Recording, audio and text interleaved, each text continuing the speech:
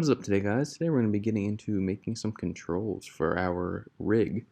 So yeah, I'm going to be getting into the fun part of that, and that's not even a bit sarcastic. It's actually a pretty fun process getting to customize some controls, especially from an animator's perspective. It's a lot of fun. So let's go ahead and get into it.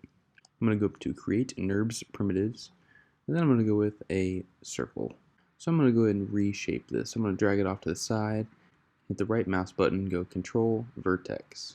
This will show me all of the little points already on our control here, and I'm just going to manipulate these little vertices. So I'm going to pull the bottom one, and then I'll grab these two and shrink them inward and get almost this shape you see on like Google Maps or something to indicate a location. And this is the shape I'm kind of going to go with. Now this is something I'll probably want more of, so I'm going to go ahead and duplicate it and set it off to the side. Think of it like a palette. It's just one of the many controls I'm going to set aside so that whenever I want this control again, I can just duplicate it. Now the point on this control that will be attached to the joint of our rig here is going to be the very bottom. So I need to hit D on the keyboard and move my pivot down to the very base of my control. Alrighty, from there I'm going to hold down V and snap it to the joint 01 bind of my spine. Best to do this with the geometry off to make sure you get it in the correct spot. From there, I'll rotate it up. I'll bring back my geometry and scale it up to make sure that it's visible through my geometry.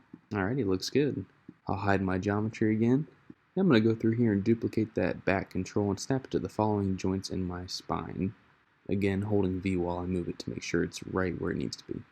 Alrighty, I'll grab all my back controls. Then I will freeze transforms. You do not want to center your pivot though, because we did intentionally move that to rotate at the very base of our control.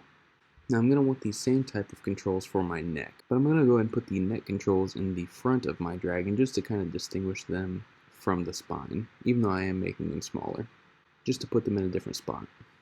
Alright, and just like the spine, we're going to go ahead and freeze transforms and edit delete by type history. So now we're going to work on the hip control. I want more of a three-dimensional control rather than a flat 2D one like our spine and our neck.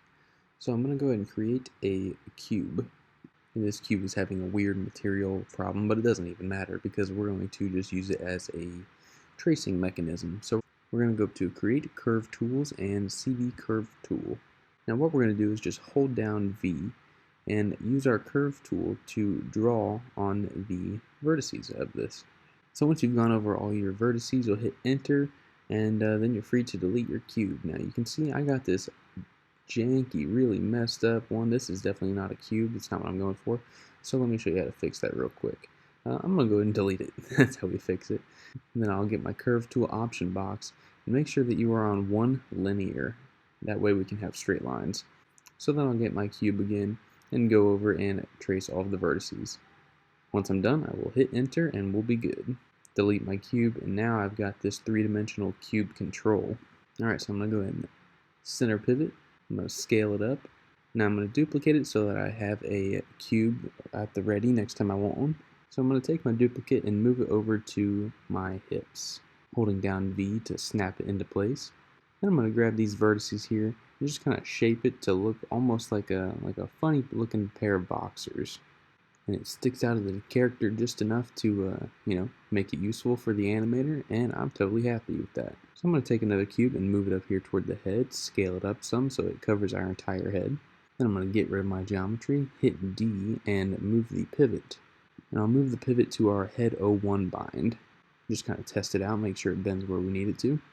Then we will freeze transforms and delete by type history, but not center pivot. Alright, so what I'm going to do is I'm going to grab all of our padding and just group it by hitting Command G. And then I'll call this my joint group, just to kind of condense our outline or make some space. Just for good measures, I'm going to go ahead and grab all of my new curves. I'm going to freeze transforms and delete by type history, just to make sure I didn't miss any. But again, I'm not going to center pivots because I have custom placed all of my pivots. Alrighty, now it's time to go through here and start naming stuff. So let's do it.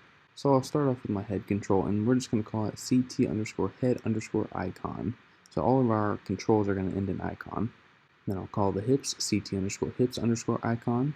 We'll do the neck CT_neck_01_icon down to an O2 icon. And then the spine will be CT underscore spine underscore O1 underscore icon, all the way down to an O9 icon. And there we have it, guys. We have made our first set of controls. We have our control palette off to the side so we can quickly make other controls. Yeah, we are finally moving along here. So that's pretty much it for this one, guys. If you guys would please like, comment, share, subscribe, and I'll see you guys in my next video when we start connecting our back, neck, hips, and head controls. Alrighty. See you guys later.